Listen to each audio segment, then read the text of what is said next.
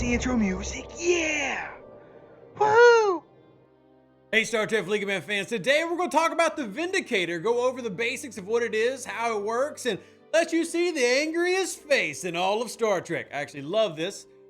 It just looks adorable. This is the back end of it, by the way. The front end, well, not as adorable, but still not bad. Very vibey of Homeworld, maybe even some Last Starfighter, whatever you like. We'll talk about it and how it works today. Go over all the things that you might need to know. And yeah, we'll just go from that. I'm also going to start this video off a little bit different than we normally do with a specialty ship, and then I'm going to show you it working immediately. That's what the video is going to start with. So we're actually going to go ahead and hit our taunt button. We're going to launch this Solar Armada. We're going to throw my 2 ships at it, and then we're going to see how she performs. Because I want people to really see how the ability works, and the best way to do that is to literally show you how the ability works. So as soon as we get here, I'm going to speed it up. Way we don't have to wait. And Solar Armada is having a 10-second timer. If you've gotten the favor allowing you to get sped up armadas, makes it really, really handy. Because one thing you do want to note is the time your taunt lasts, which you can see right here, is not super long, and it does depend on the level of your ship. Now, mine went kaboom here. There's a reason it went kaboom, because I went against a 60. But if you look, there's a timer for how long it takes to use the ability again. And if you notice, the amount of time the ability lasts is based on your level. But let's take a look at the log, because that's what's important. So I took it up to a 60 Vanguard, knowing it would get absolutely obliterated, but it does let you see the ability. So 8 rounds, but here we go. Taunt is active, bam, takes a shot. Scroll on down, bam, another one. Bam, another one. Bam, bam, just constantly. Here's round 2, which, by the way, one of the things about this is it is a tank. This is a tier 1 level 5 Vindicator taking on a level 60 Solar Armada, and we're what, 2 rounds in of nothing but shots, and we're all good to go. 3 rounds, still fine, still alive. 4 rounds, still fine, still alive. Ooh, it's getting squirrely. We getting any shields out yet? Not yet. So we're into round 6. And now our Tribune's taking hits. All right, we did go down a little bit here. Where did we go down? Must have been this round right here. I didn't see it. Okay, there it is. It got destroyed right here in round, what was this? Round 4 of a 60. So that's pretty heckin' good. I would say that's pretty heckin' good. That's, I mean, a tier 1 ship going against an armada that many players who are going to get this at that level can't even access. We're also going to go and take a look at the upgrade cost with, well, as you can expect, it's a little bit pricey. I do like that it has the M score here. This is very Stella reminiscent, but let's talk about the overall cost of this one. This is actually a move in a better direction, in my opinion. Why am I saying that? Because this is the cost of all of our recent specialty ships. At the very top right, you're going to see our friend, the Vindicator.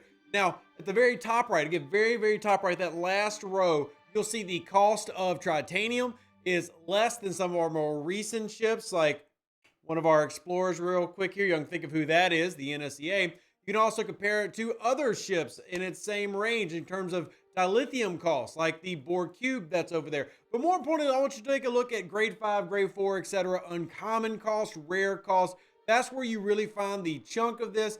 And while it does have pretty high secondary costs, as in if you look at the second rares, the costs are a little bit elevated. Overall, the costs are lower compared to, say, the Borg Cube, compared to, say, even all the more recent ships. You go across down around that right side, then you finally see an uptick right down here in the G6 area. Now, there's a reason that G6 really kind of like elevates the overall cost of the Vindicator, and that's because, well, and Scopely acknowledges this, it's made for G6. Like, they specifically said it in the article, that the Vindicator is specifically designed to excel at G6 Solar Armadas. That doesn't mean it can't be useful to all the other players out there, because at the time of making this video, there are about 5,000 G6 players in the entire game, over 200,000. So not a lot there so far, but it does start at level 40 and works its way up. And as you just saw me use it, can be effective later on as you level it up. But overall cost, actually not that bad compared to some recent specialty ships. Still a little bit high.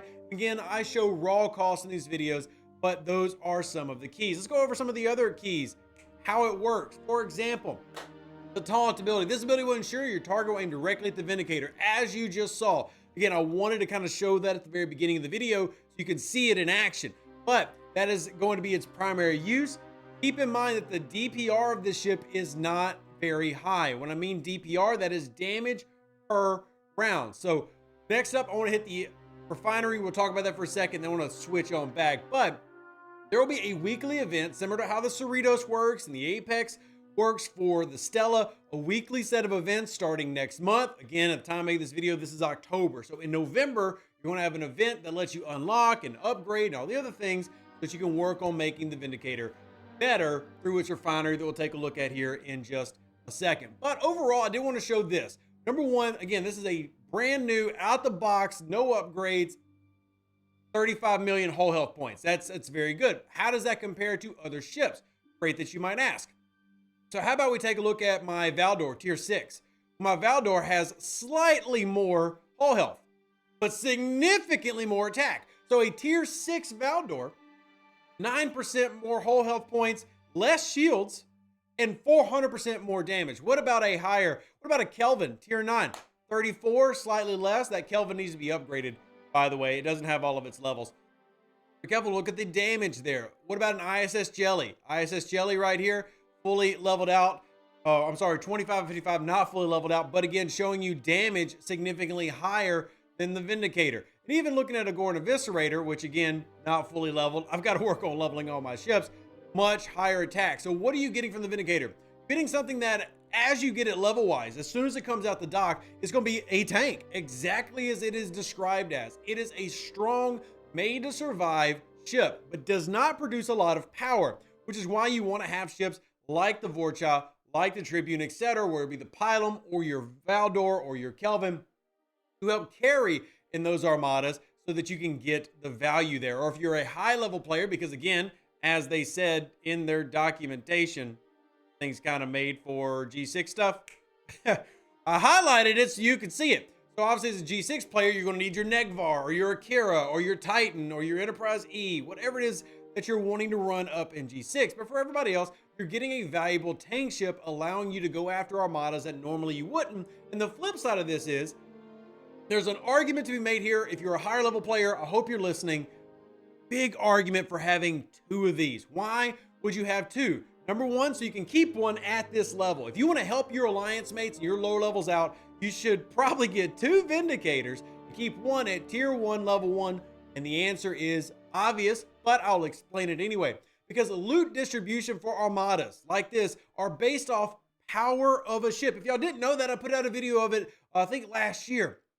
So when loot gets distributed in an armada setting, it's done based on the power of the ship. So for me, the Vorcha here is going to suck up way more of the available loot than the Vindicator. But if you're like a level 60 player, even your tier 1 Vindicator is pretty strong, but it's strong enough to last in an armada while your alliance mates pummel that armada and they don't get hit, right?